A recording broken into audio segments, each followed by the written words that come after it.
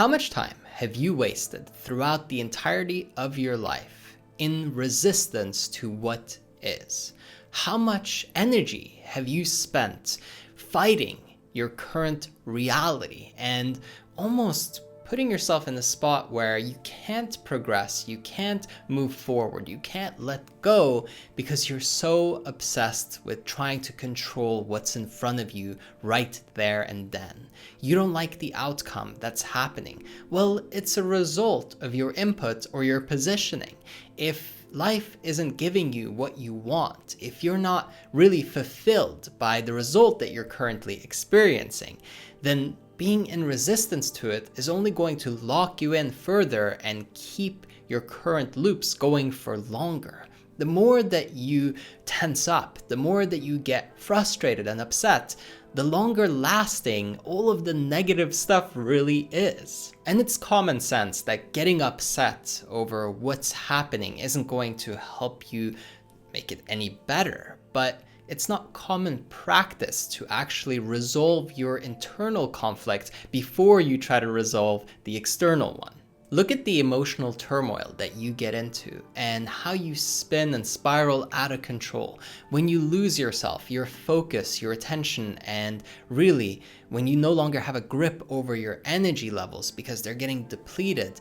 How do you respond? Do you take a step back and reflect and ask yourself, wait a second, why am I doing this? Is this helping me actually get closer to what I want, or is it taking me even further away from it? Chances are no. But you can change that. Today, you can make a decision to say, you know what?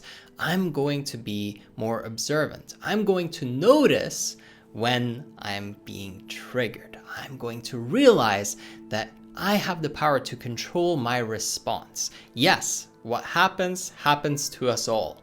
All of the things will unfold as they do, but how you respond, the way that you behave, as a result, in reaction to it, is what's going to determine where you go from there. Whether it's being diagnosed with a terminal disease, or losing your partner, your marriage breaking apart, or your business going bankrupt, I've seen it all. I've worked with clients from all over the world, and the depth of experiences and pain and suffering that I've seen people go through in their life is really not insignificant. And although it might sound almost a little bit crazy, some of these extreme, painful experiences lead to some of the best breakthroughs, some of the best improvements in quality of life, some of the greatest goals that people have being achieved because something changes in the way that they view the world, they view their life, and all of a sudden they almost are forced to let go and really become present to the moment, no longer be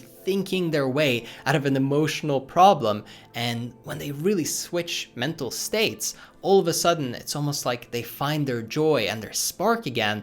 And sometimes, right, if it's done right, it will lead to incredible results. But you don't need something extreme to happen in your life. You don't need a catastrophic event to wake you up. You can wake up at any point. It's just about becoming conscious. It's about realizing that you're here and that you can live in joy, in happiness today, not in some future moment when you have the ideal life and everything is perfect. Imagine what it will feel like when you have everything that you want. Preview it, step into it now. It's almost like a little cheat code. You can go ahead and experience what you were going to experience emotionally. And when you do that, it really makes you realize, wait, I don't have to put off having those emotions. I don't have to put off feeling happy, feeling good. I can do that right now, today, and every day. It's a choice, it's a practice, and it's a muscle really that you train. Your ability to be happy, to be joyful. It's contagious, but also it's something that you can access at any point. Nobody can take it away from you. No bad event or experience can, steal it from you, or nobody can really hide it, take it away because they were so close to you, you let them in, maybe they break your heart, whatever it might be. Or you build a project that doesn't work out the way that you want it to.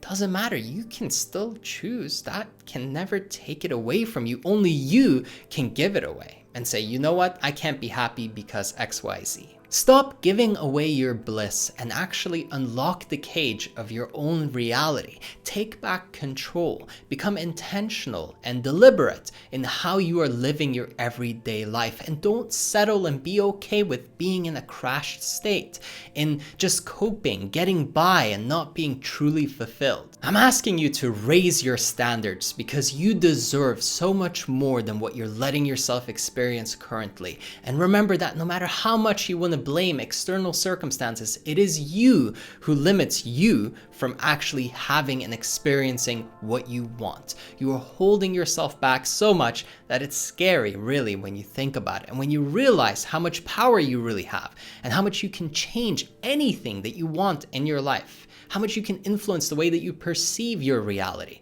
Wow, it's a breath of fresh air, and it's a completely different experience altogether. A simple but really powerful question that you can ask yourself to take this even further is, could it be possible for me to be happy right now?